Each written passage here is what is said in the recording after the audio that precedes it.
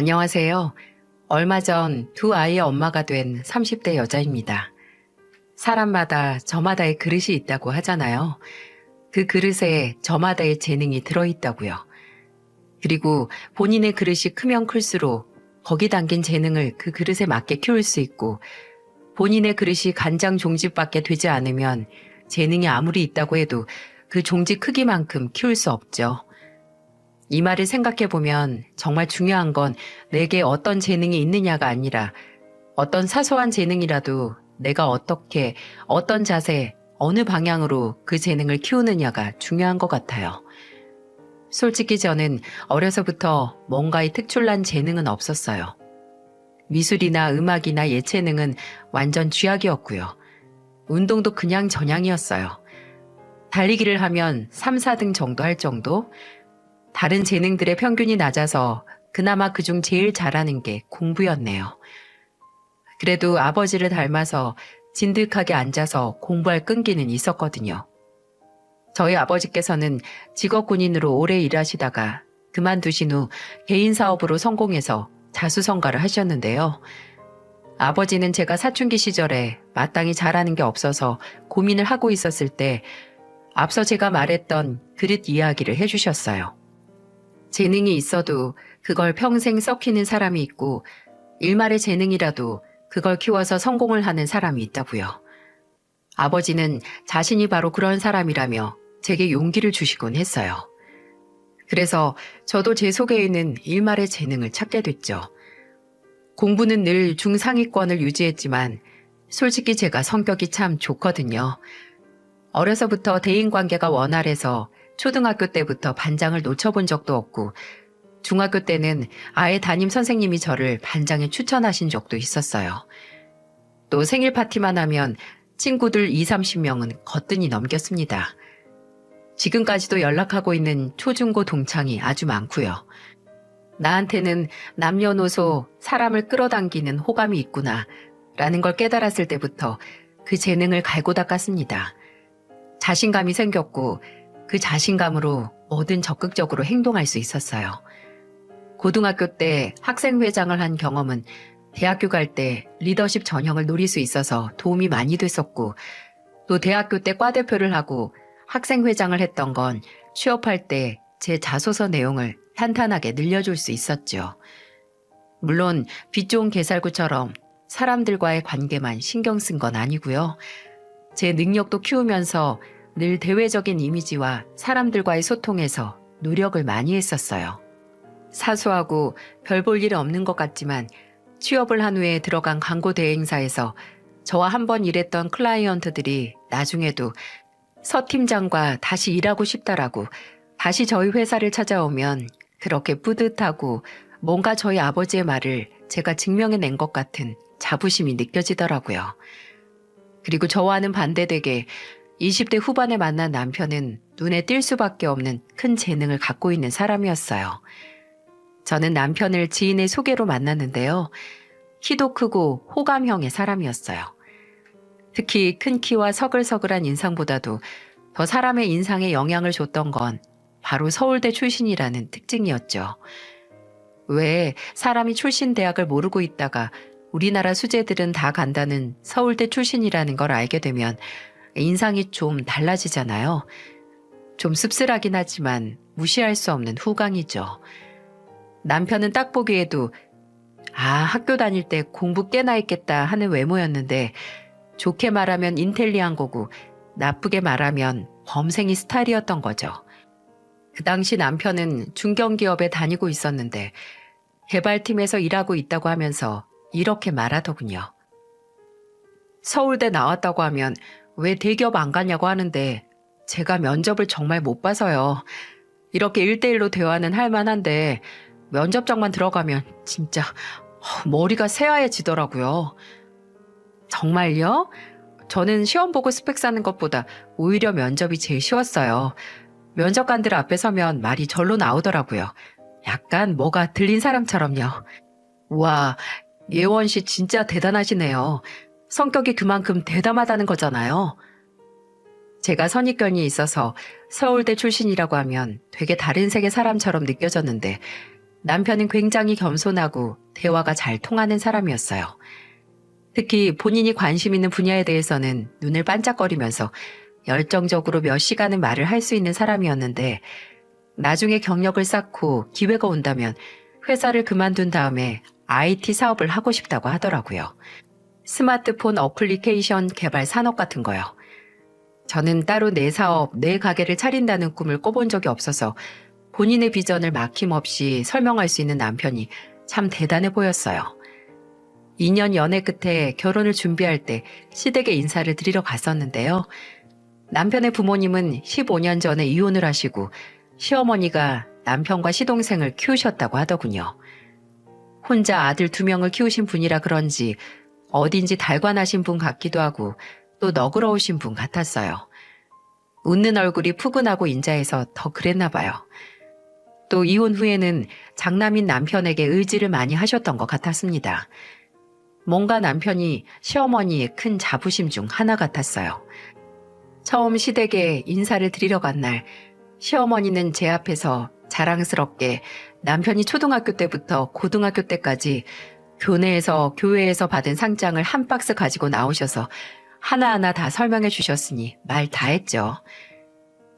이건 경호가 초등학교 5학년 때 인근에 있는 초등학교 대표 다 모인 수학 경시대 금상 받았을 때 상장이고, 이건 과학 경시대에 나가서 탄 거네. 얘가 어려서부터 이 아이디어가 참 좋아서 선생님들이 다들 입을 모아서 과학자 돼야 한다고 했었다니까.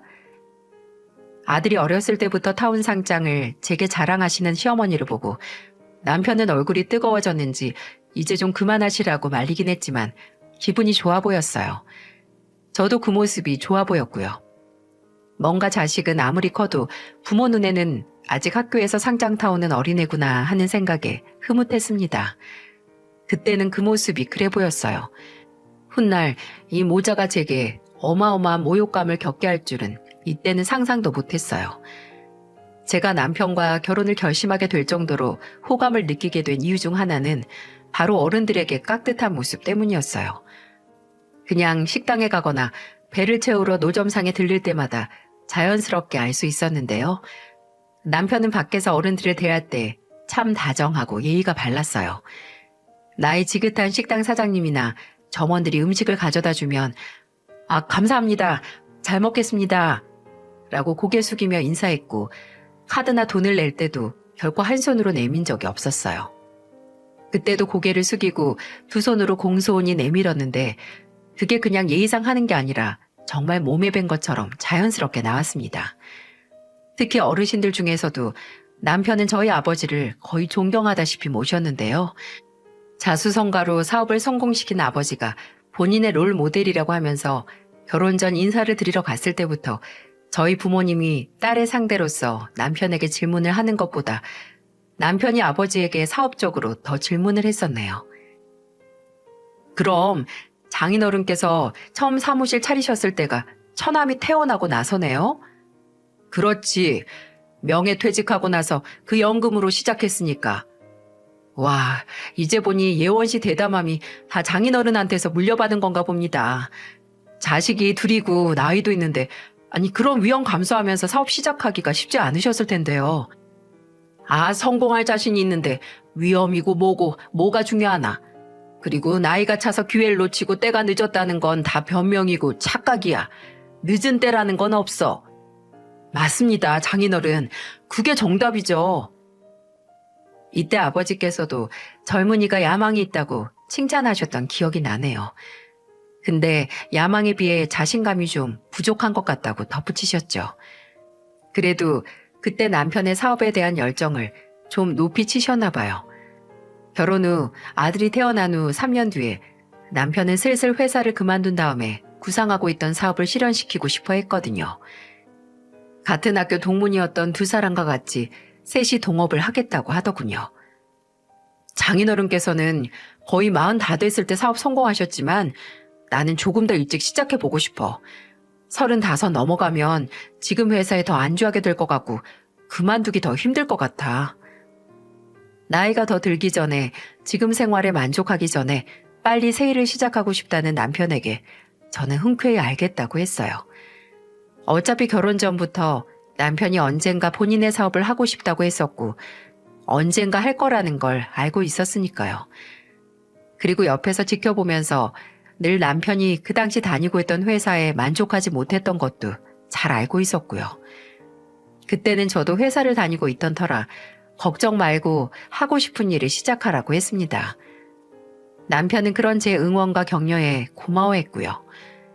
남편은 호기롭게 회사를 그만두고 2명의 동업자와 함께 정말 밑바닥부터 시작했어요.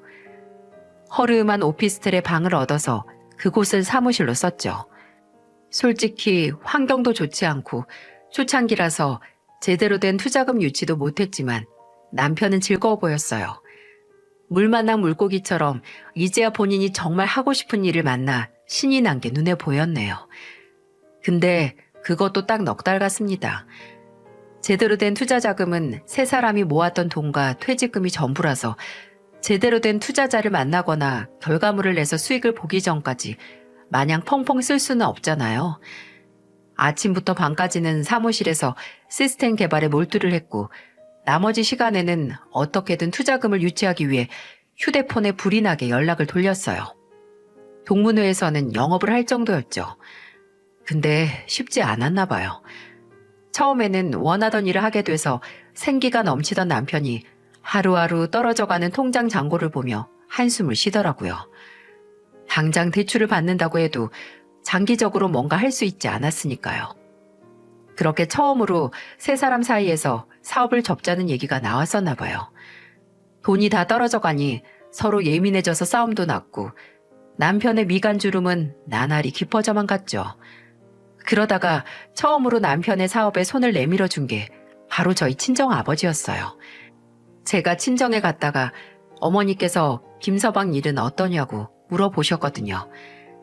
당장 사업을 접내 만에 이야기를 할 수 없어서 그냥 아직 고생 중이라고만 말했어요. 근데 눈치 빠른 저희 아버지는 나중에 저를 조용히 불러서 따로 김서방한테 사업 기획서 작성해서 가져오라고 하라고 하시는 겁니다. 처음에는 혹시 아버지께서 사업 베테랑으로서 뭔가를 전수해 주시려고 하나 했어요. 남편도 거의 반년이 넘어갔는데 제대로 된 결과물 하나 낸 게 없어서 장인어른을 뵙기 민망하다고 했지만 일단 존경하는 사업 선배의 부름이라서 정말 기획서를 작성해서 함께 친정에 갔습니다. 근데 아버지께서는 다른 계획이 있으셨어요. 아버지는 남편의 기획서를 쓱 훑어보시더니 일단 당장 자네들이 원하는 결과물을 내기 전까지 필요한 투자금이 얼마냐고 단도직입적으로 물어보셨어요. 저도 놀라고 남편도 당황해서 무슨 이유로 물어보시냐고 되물었고요. 그랬더니 아버지께서는 한숨을 한번 푹 쉬시더니 이렇게 말씀하셨죠. 어떤 사업이든 바닥부터 시작해서 최소 1년간은 적자낼 각오를 하고 뛰어들었어야 하는 거야. 네, 자네 머리 돌아가는 거나 야망이나 열정은 높이 사네만 솔직히 그만큼 너무 급했다는 생각이 드네.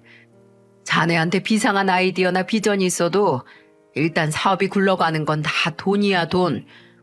돈이 없으면 아무리 좋은 아이템도 종이 쪼가리뿐이 아니라고. 나도 젊었을 때는 이상을 현실로 만들자는 목표 하나로 자존심 다 버리고 인생 선배들한테 도움받아서 사업 시작했어. 그러니 이번에는 내가 자네한테 그 선배 돼줄 생각이야. 물론 자네를 믿긴 하지만 내 딸이 언제까지 사업 준비하는 남편 옆에서 같이 고생하는 걸 보고 싶지 않아서니까 부디 날 실망시킬 일 만들지 말게나. 알아들었나? 전혀 언질도 없었던 아버지의 투자 선언에 엄청 놀랐죠. 저희 아버지는 정말 대쪽 같은 성격이라서 아무리 가족이라고 해도 감정에 휩쓸려서 돈을 투자하는 그런 분이 아니거든요. 근데 딸이 고생할까봐 투자를 하신다니 좀 감동이었네요. 근데 저보다도 눈물을 흘리며 감동한 사람은 따로 있었어요. 바로 남편이었죠. 남편은 그 자리에서 대성통곡을 하면서 아버지께 고개를 숙여 감사하다고 했어요. 장인어른이 제 목숨을 살리신 거라며 사실 정말 막막했다고, 너무 감사하다고, 꼭 성공해서 은혜를 갚겠다고 맹세에 가까운 약속을 하더군요. 그렇게 저희 아버지는 남편 사업의 최대 투자자가 되셨어요. 나중에는 아버지 말고 투자금을 어떻게 유치하는지 노하우까지 전수해 주셨고요. 남편은 아버지 덕분에 처음으로 거액의 투자금을 유치했다는 이유로 동업자들에게 목에 힘주게 됐다고 그 후로는 투자자 미팅할 때 꼭 본인이 나간다고 하더라고요. 다행히 남편은 아버지를 실망시키지 않았어요. 아버지의 투자금의 날개를 얻어서 남편은 동업자들과 함께 획기적인 아이디어의 상품을 내놓을 수 있었어요. 성공적인 결과물로 아버지 말고 다른 투자 회사도 나타났고 사무실도 확장하게 됐고 2년 동안 직원을 14명 정도 둘 수 있는 회사로 성장했습니다. 남편의 성공에 시어머니께서도 따로 저희 아버지를 찾아뵐 정도로 정말 고마워하셨어요. 남편이 드디어 꿈을 이루게 되고 성공한 건 다 사돈 어른의 덕분이라며 저희 친정에 한약도 따로 지어서 보내셨더라고요. 아버지는 다 딸 걱정하는 마음에 그런 거니 그렇게 고개 숙이실 필요 없다고 했지만 시어머니는 남편이 더 성공을 해서 아마 평생 사돈 어른에게 그 은혜 갚으면서 살 거라고 자부하셨어요. 남편의 사업 성공은 모두에게 경사이긴 했지만 성공은 달콤한 만큼 뱉어낼 때는 혀가 아릴 정도로 쓰더군요. 저는 남편이 사업을 확장시킬수록 예민해지고 있다고 생각을 했어요.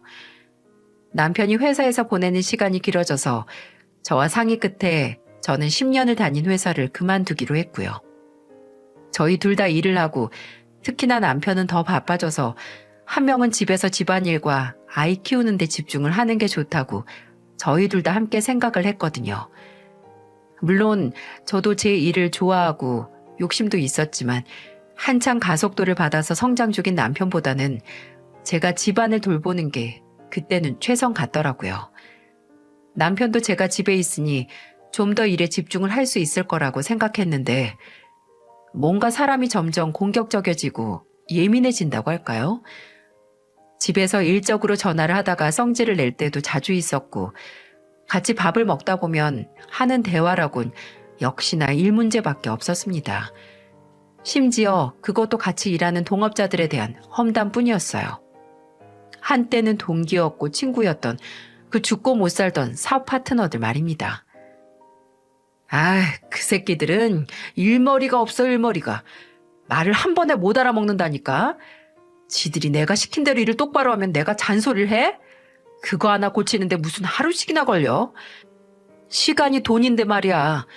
뭐만 시키면 기한이 모자라다, 뭐가 불가능하다 변명만 많고 뭐 나는 개발 안 해봤냐?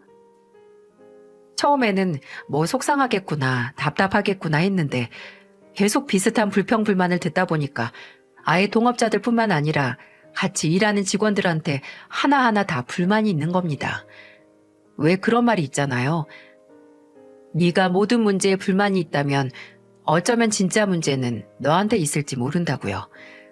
저는 남편에게 좀 천천히 가라고 했습니다. 급하고 초조할수록 예민해지고 세상 만사가 다 꼬여 보일 수도 있다고요.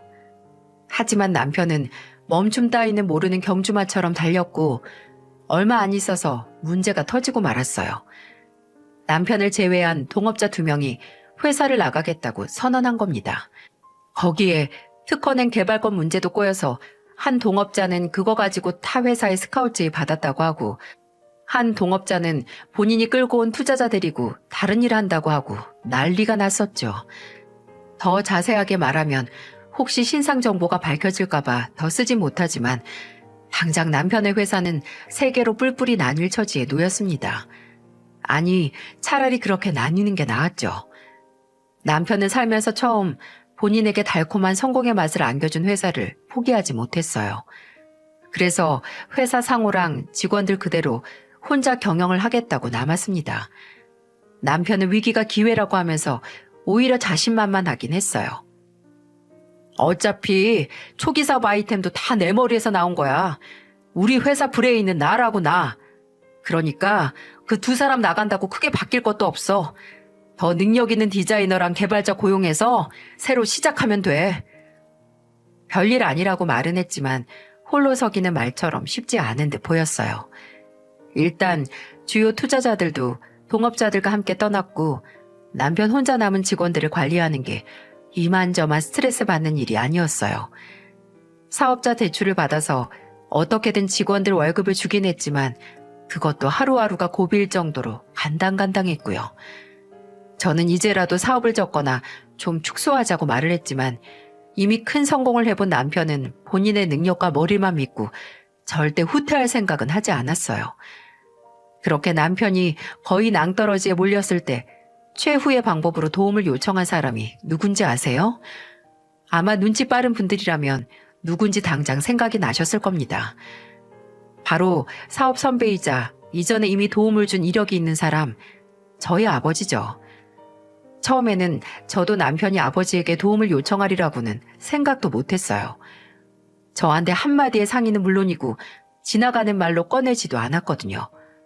남편이 저희 아버지에게 찾아가서 두 번째 투자금을 부탁했던 것도 아버지로부터 듣게 된 사실이었습니다. 하루는 아버지께 전화가 와서 받았는데 원체 무뚝뚝하긴 하지만 목소리에서 냉기가 도는 분이 아닌데 그날은 진짜 한없이 낮은 목소리로 제게 그러시더라고요.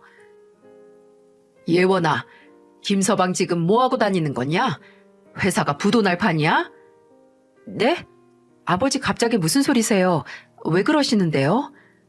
그놈이 어제 나한테 찾아와서 그러더라. 동업자 두 놈이 개발 시스템 들고 날라서 당장 혼자 회사를 떠안았으니 도와달라고.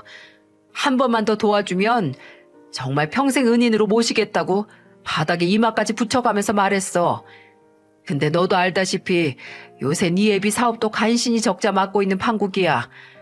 요새 돈 펑펑 버는 중소기업이 얼마나 되니? 맞는 말이었어요. 그때 한창 코로나 시국으로 문 닫는 식당이나 중소기업이 늘고 있다고 기사까지 났었거든요. 저희 아버지도 간신히 이윤을 남기고 계시고 있으셨고요. 아버지는 안타깝긴 했지만 도와줄 수 없으니 최대한 부드럽게 거절하셨다고 해요. 근데 그 말을 들은 남편이 저희 아버지께 뭐라고 했는지 아시나요? 솔직히 한 번 도와주시고 두 번 못 도와주실 거면 처음부터 아예 안 도와주셨어야 하는 거 아닌가요? 괜한 희망 품게 하지 마시고 처음부터 도움 주시지 말지. 왜 끝까지 책임도 못 지시면서 저한테 감사 인사는 다 들으셨어요? 저 정말 장인어른 믿었는데 솔직히 서운하고 실망스럽고 속상하네요. 장인어른 회사는 그래도 잘 돌아가고 있지만 저는 정말 당장 문 닫아도 이상하지 않은 상황이라고 말씀드렸잖아요. 이 무슨 배은망덕이라는 말이 이리도 잘 어울릴 수 있는 걸까요? 남편은 거의 울먹거리면서 아버지에게 투정에 가까운 원망의 말을 했고 아버지는 기가 차서 더 이상 말씀 안 하시고 그냥 돌려보냈다고 해요. 근데 아무리 생각해봐도 남편의 상태가 좀 심각해 보였기에 그냥 넘어갈 수 없어서 저한테 전화를 하신 거고요. 그놈 지금 제정신이 아니다. 당장 손 안에 쥐었던 거 놓칠까봐 눈이 뒤집힌 거야 그게. 나는 김서방한테 투자하고 나서 그 투자금 다시 돌려받은 적도 받을 생각도 없었어.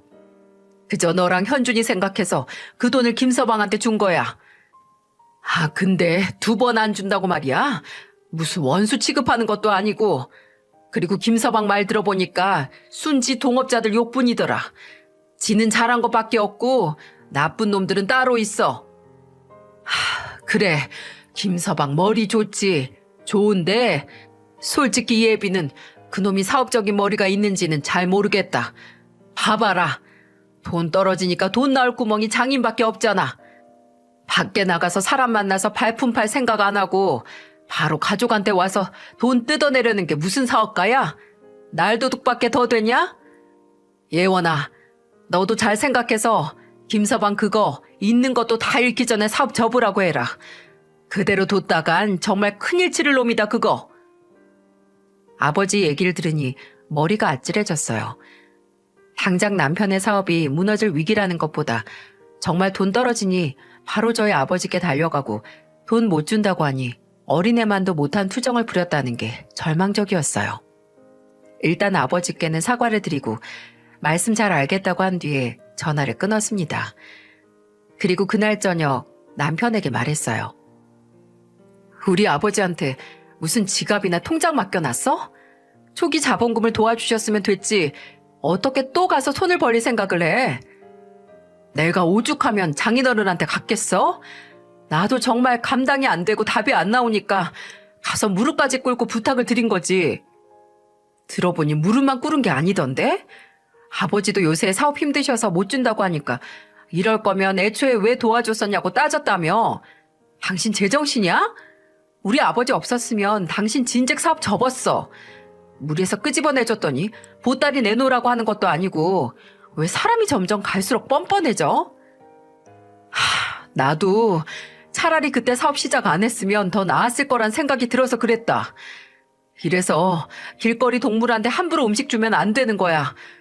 평생 밥 챙겨줄 거 아니면 괜히 더 배고프고 감질나게 한 끼 챙겨줄 생각하면 안 된다고. 그리고 솔직히 나는 진짜 장인어른이 돈 없어서 나 안 도와준다고 생각 안 해.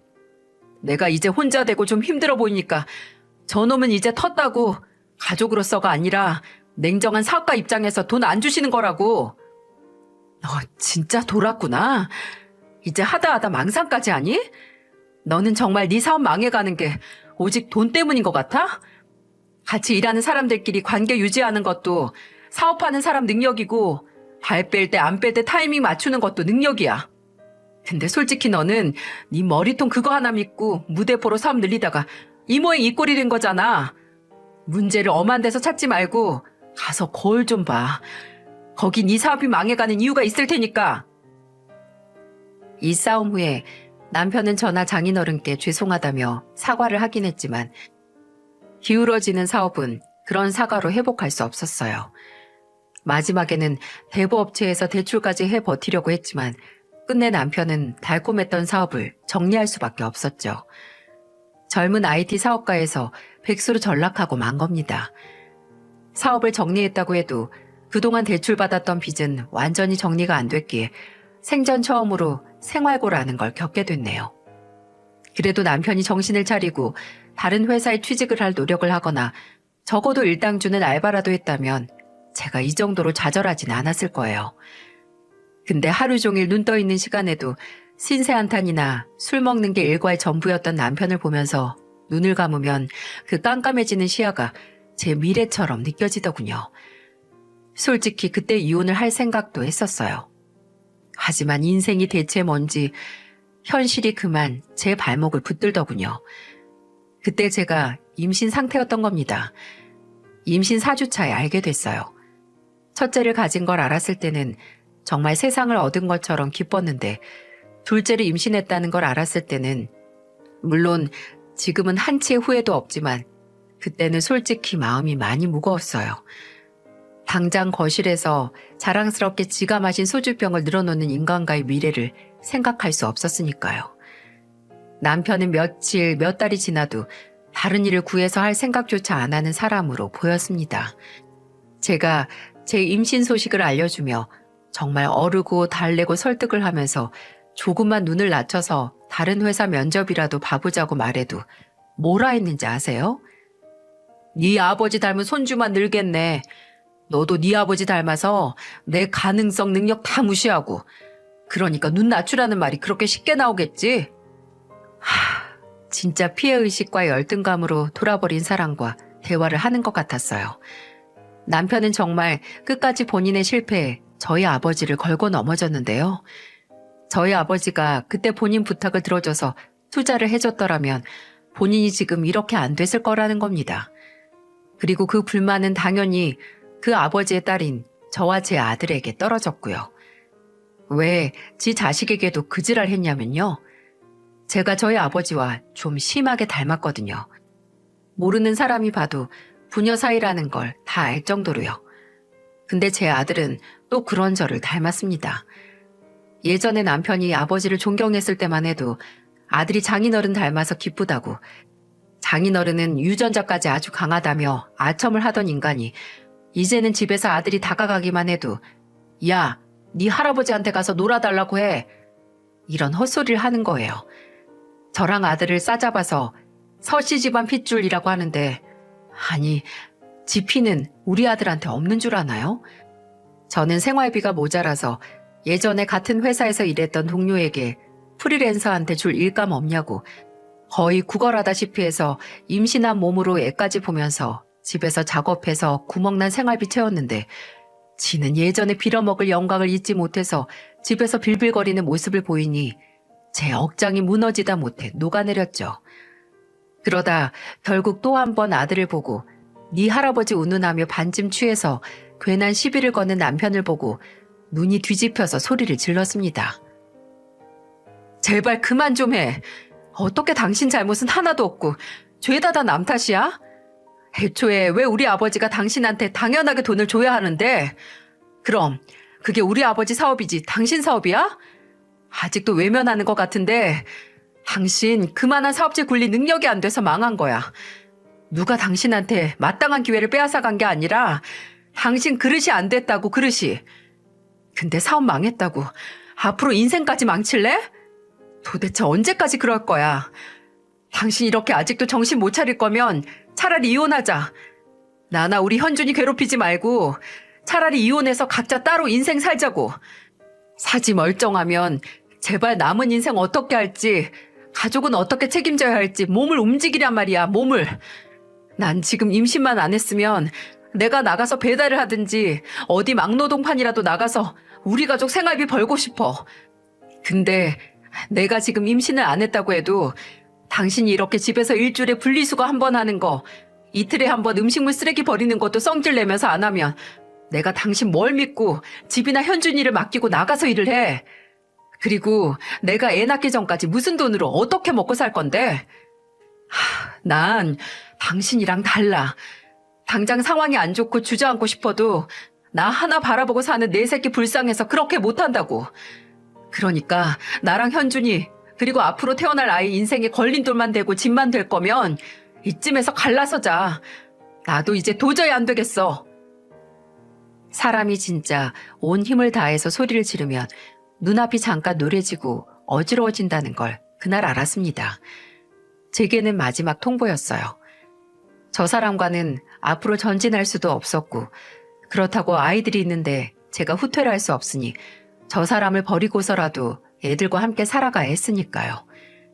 그날 후로 한 3일간 저와 남편은 냉전 상태를 유지했고 둘 중 단 한 명도 서로에게 말을 걸지 않았어요. 저는 남편의 대답을 기다렸고 남편은 제 통보에 따른 답을 내려야 했죠. 그리고 3일 뒤 저녁에 남편이 씻고 나와서 그러는 겁니다. 나 내일 새벽 일찍 현장 나가. 어제 건설 일용직 사무실 나가서 일구했어. 그러니까 너무 걱정 말고 혹시 내가 5시에 못 깨면 나 좀 깨워줘. 저는 그 말에 작게 고개를 끄덕였어요. 그리고 드디어 남편이 정신을 차리기 시작했구나. 이미 철진한 과거의 영광은 잊고 눈앞의 현실과 가족을 인지하기 시작했다는 생각에 잔뜩 꼬이고 꼬여있던 마음이 조금은 편안해지는 걸 느낄 수 있었어요. 진짜 부부가 뭐고 서로 삶아떼고 산 시간이 뭔지 남편이 막노동을 하러 간다고 하니까 괜히 불안하긴 하더라고요. 그래서 저도 새벽 4시에 일어나서 남편이 속 든든히 채우고 갈 수 있게 아침밥 차리고 혹시 배달 음식이나 편의점 음식으로 배 채우고 일할까봐 걱정돼서 보온 도시락 3단으로 싸서 준비를 했어요. 그리고 정말 오랜만에 일을 하기 위해 집을 나서는 남편을 조용히 배웅했습니다. 약간 물가에 내놓은 애처럼 행여 처음 나간 날 손이 미숙해서 사고는 나지 않을까 집에서 기다리며 1시간에 한 번씩은 걱정을 했던 것 같아요. 근데 이 걱정이 세상에서 가장 쓸모없는 걱정이 될 줄은 몰랐죠. 저녁 시간이 돼서 현관문 열리는 소리가 나면서 남편이 집에 왔어요. 누군지는 몰라도 통화하면서 들어오는 소리가 들리더라고요. 주방에 있다가 거실로 나왔는데 통화를 마치고 휴대폰을 주머니에 넣는 남편의 얼굴은 마치 일주일 정도 갇혀있던 사람 마냥 지쳐 보였습니다. 평생 안 해봤던 먼지바람 마셔가며 몸 쓰는 일을 하고 온 남편은 하루 만에 좋기 3년은 늙은 것 같았어요. 그 모습이 너무 안쓰러워서 간단하게 씻고 나오라고 갈비를 재놨다고 했죠. 하루 종일 재놓은 갈비를 굽고 또 하루 종일 고생했을 남편을 위해 저녁상을 준비했습니다. 씻고 나와서 젓가락들 힘도 없다는 남편을 위해 갈비살도 다 발라서 밥 위에 얹어줬고요. 그렇게 정말 오랜만에 가족들끼리 따뜻하게 식사를 하고 있는데 초인종이 울리고 예상치도 못한 손님이 집으로 찾아왔어요. 바로 시어머니셨죠. 아무 연락 없이 오실 분이 아닌데 갑자기 찾아오셔서 무슨 일이 있나 했어요. 근데 문을 열고 들어오는 시어머니는 저를 흘금 마치 째려보는 것처럼 보고는 바로 집 안으로 들어가 남편을 찾으셨죠. 밥 먹던 남편도 시어머니의 등장에 당황한 것처럼 보였는데 그러거나 말거나 시어머니는 남편을 이리저리 뜯어보시고 등을 획 돌려 제게 물으셨어요. 너 오늘 경호 얘가 어디서 뭐하다 들어왔는지 아니? 네? 네 알죠. 오늘 처음 건설 현장 일하고 막 들어왔어요. 그런데 왜? 그래, 너도 알았다 이거지? 이제 보니 네가 범인이구나. 병 주고 약 주는 것도 아니고 불쌍한 내 아들 노가다 시키고 미안해서 고기 반찬 해준 거야? 너 내 아들이 어떤 애인 줄 알아? 명문대 나와서 사업했던 내 아들이 공사판에서 막일이 웬 말이냐고.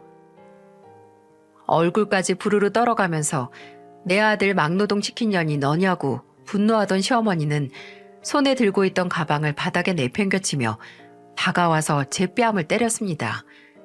순간 몸이 휘청거리고 입안에 피맛이 돌더라고요. 뺨을 맞은 것도 충격이었지만 제가 남편을 공사판으로 내몰았다고 고래고래 소리를 지르는 시어머니의 눈 안에 광기가 더 충격적이었어요.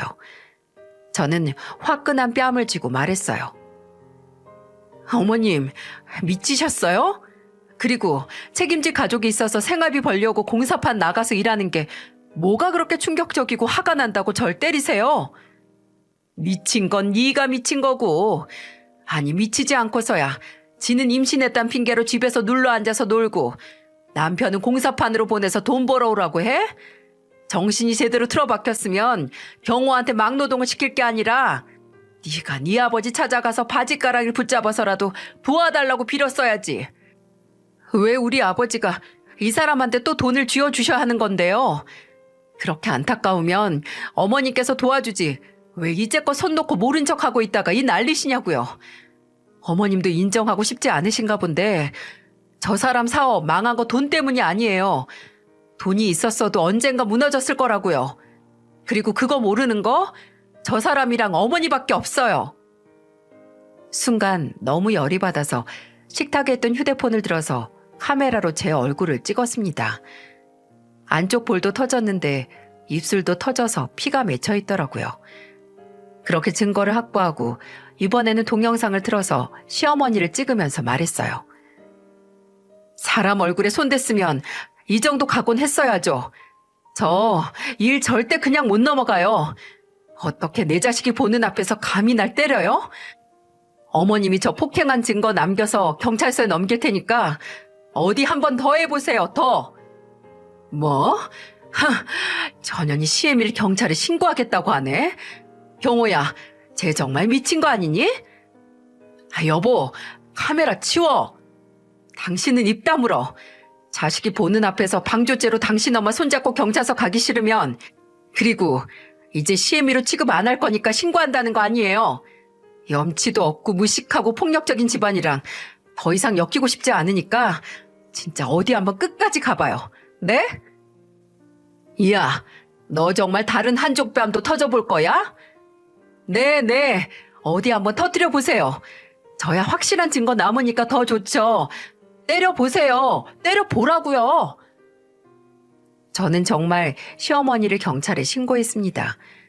시어머니는 설마 정말 경찰서에 신고를 했겠어? 너 지금 어디 전화하고 신고하는 척하는 거냐고 저를 비웃었지만 10분 정도 뒤에 정말 제 신고를 받고 출동한 경찰을 보고 당황해하며 빽빽 소리를 지르더군요.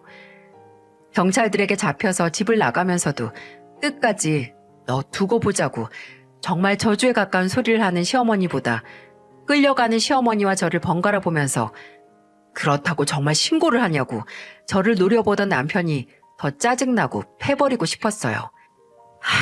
임신한 아내가 지 엄마한테 맞았으면 지가 먼저 나서서 말려야지 오히려 증거 영상을 찍고 있던 저를 말리던 인간이에요. 그날 경찰서에 가서 조서도 쓰고 경찰에게 강력하게 처벌을 원한다는 말도 잊지 않았습니다. 제게 너 정말 독하다는 헛소리를 남긴 남편은 경찰서에 갔다 본가에 간 건지 뭔지 집에 들어오지 않았고요. 저도 어차피 그 인간 얼굴 보고 싶지 않았기에 잘 됐다 싶었고 정말 이제 끝이다, 이혼을 해야겠다고 다짐을 했어요. 하지만 부모님께는 먼저 이 일에 대해서 말씀드릴 수 없었어요. 불효가 별거인가요? 어디서 맞고 오면 그것도 부모님 마음 다 아프게 하는 불효죠.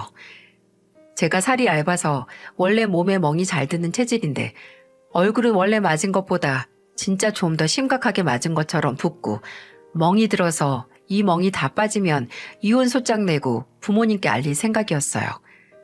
근데 저희 아버지는 제 통보를 기다릴 수 없으셨나 봅니다. 그날이 있고 나흘 뒤에 한 손에 제가 좋아하는 구운 통닭 2마리를 들고 찾아오셨어요. 오랜만에 저녁 같이 하자고 말이죠. 다짜고짜 찾아오신 아버지의 등장에 차마 아직 멍이 안 빠진 얼굴을 숨길 수 없었고 식탁에 통닭 2마리를 내려놓으신 아버지는 눈을 가늘게 뜨고 제 얼굴을 빤히 보시더니 이내 진짜 도깨비처럼 무서운 얼굴이 돼서 그 멍은 어디서 든 거냐고 물으셨어요. 저희 아버지가 전직 군인이었다고 말했었죠. 진짜 군대에서 군기 잡는 것처럼 저를 무섭게 취조를 하시는데 솔직히 말은 안 하곤 못 빠져나가겠더라고요. 그래서 그날 있었던 일을 말하는데 제가 말하면 할수록 아버지의 얼굴은 피기가 싹 가시는 것처럼 굳어갔습니다.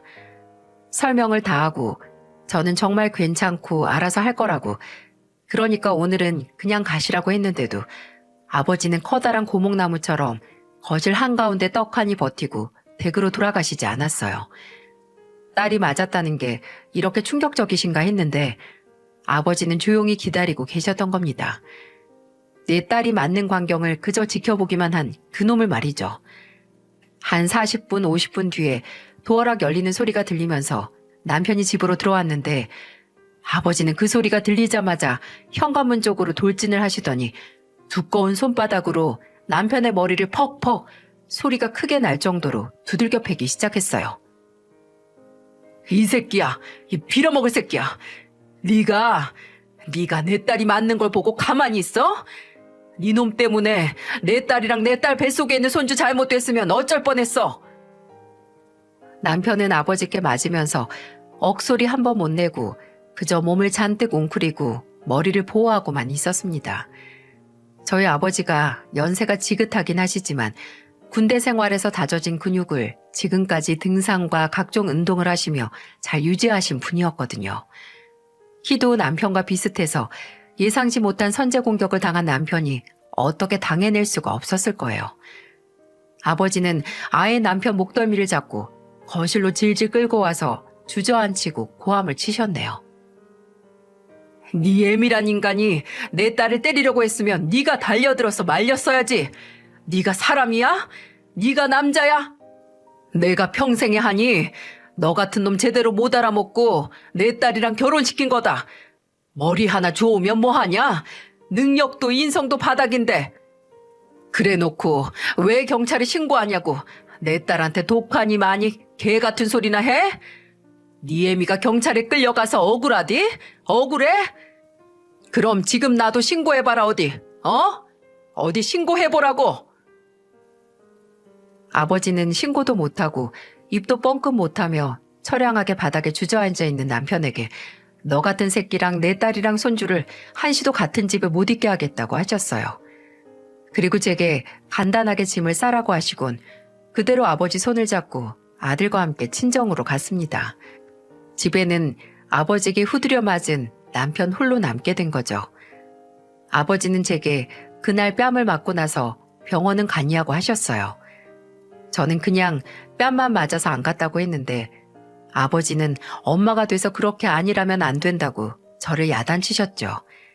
그리고 다음날 아침에 제 손을 끌고 간 곳은 산부인과였습니다. 다행히 저나 뱃속의 아이에게 문제는 없었지만 아버지는 앞으로도 작은 문제라도 있으면 미련하게 참지 말고 바로 병원으로 가라고 당부를 하셨고요. 그리고 진료가 끝난 후 아버지는 또 저를 끌고 한 곳에 더 들르셨습니다. 바로 변호사 사무실이었어요. 저도 알아보고 있었지만 아버지께서 친구분에게 묻고 물어서 좋은 사무실을 알아본 거라고 믿고 맡기자고 하셔서 알겠다고 하고 바로 상담을 했습니다. 그때 이미 제 손안에는 변호사에게 넘길 자료가 충분하기도 했고요.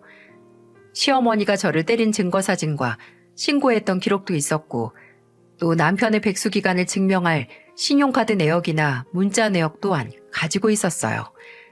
한 가지 아쉬운 점이 있다면 저 혼자 조용히 처리를 하고 싶었는데 아버지 손을 잡고 간 게 30 후반의 저에겐 좀 창피했네요. 저는 이혼 소송 기간 동안 아들과 함께 친정에서 지냈습니다. 행여 붙잡힐 만한 여지는 하나도 주지 않기 위해 거의 은둔하다시피 살았어요. 소장을 법원에 제출한 후에 남편도 변호사를 선임해서 항소를 했는데 지가 뭔데 무슨 자격으로 항소를 하나요?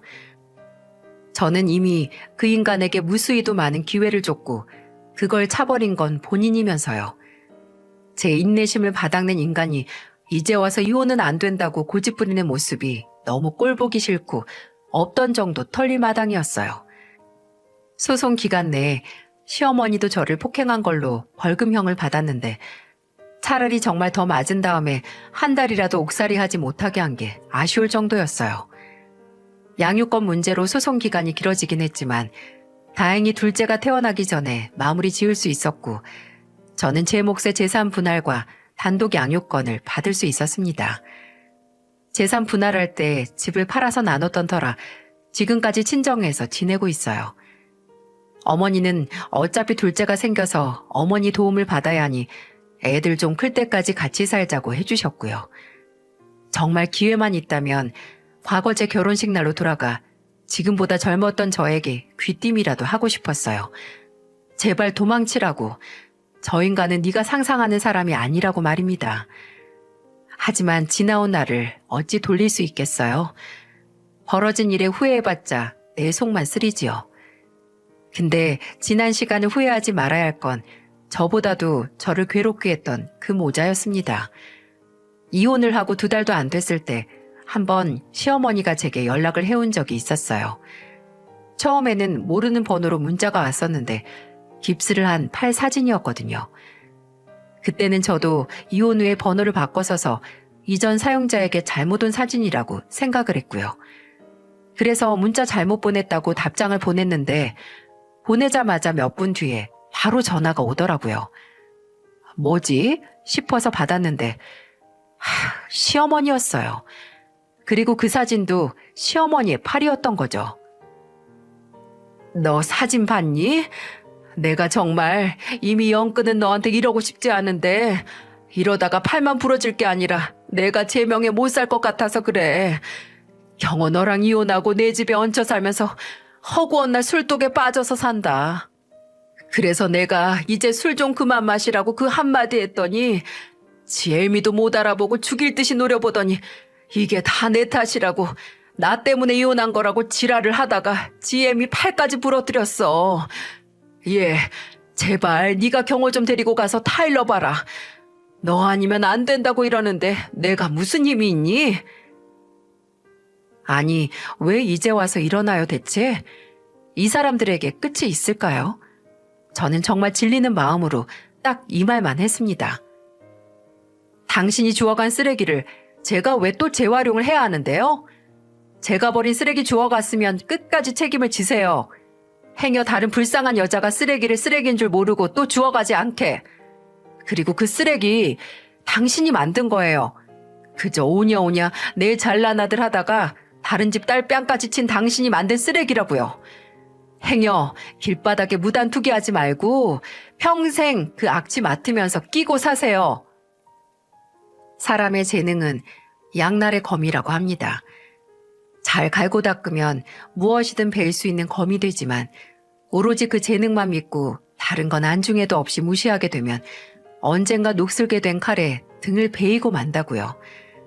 전 남편은 본인의 비상한 머리만 믿고 사업이 성공한데 모두 오롯이 본인의 능력 덕분이라고 믿다가 가족을 포함한 주변의 모든 사람도 잃고 결국 패가망신을 한 것 같네요.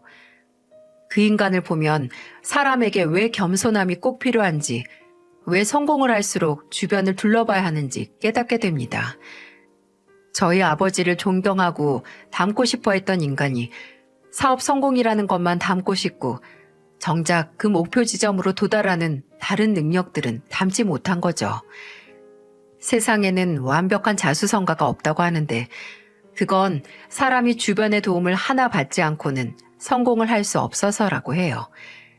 제 사연을 들은 여러분께서도 꼭 주변 사람의 따뜻한 응원과 도움을 받으며 성공하시길 바라고 또 고마운 마음을 변치 않고 가슴에 잘 품고 사시길 바랍니다.